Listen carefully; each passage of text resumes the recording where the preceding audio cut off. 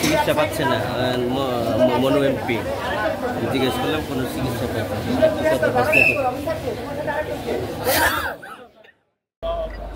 আদালতের যাত্রাবাড়ি থানা একটি মামলায় তদন্তকারী কর্মকর্তা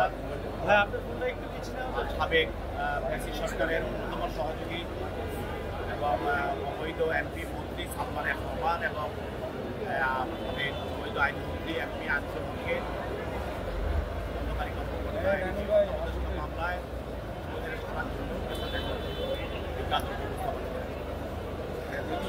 আজকে মামলার আসামি তো এই মামলার এজাহারি আসামি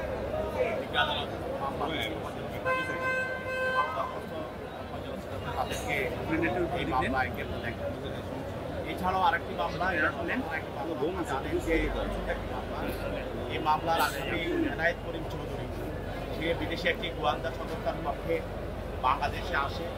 বাংলাদেশে এসে তাকে ভর্তি করায় সেগুলোতে থাকা অবস্থায় তাকে আমাদের আইন শৃঙ্খলা বাহিনী তাকে গ্রেপ্তার করে। গ্রেপ্তার করার পর তার মোবাইলের বিভিন্ন অ্যাপস চেক করা হয়। চেক করার পর আমরা তাকে বুঝতে পারি সে একটি গোয়েন্দা সংস্থার পক্ষ থেকে বাংলাদেশে কাজ করছে, সরকার পরিবর্তনের এবং সরকার উৎখাতের জন্য সে কাজ করছে। এবং তার মোবাইল থেকে আমরা তার এখানকার যারা সহযোগী গোলাম মুস্তফা আজাদ এবং রিফাত আদার আলী এবং কাজী মামুন রশিদ তাদেরকেও আমরা গ্রেপ্তার করি।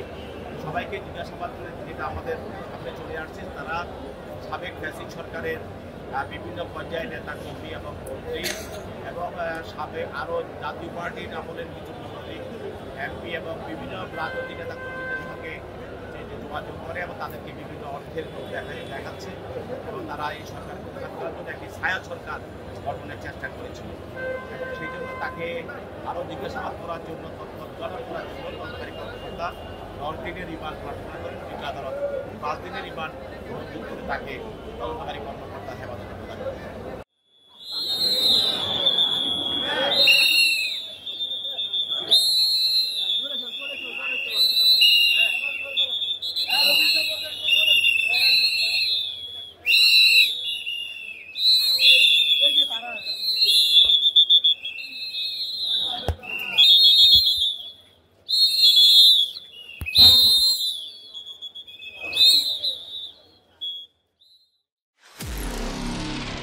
নিরপেক্ষ, সত্য প্রকাশে আপোষহীন।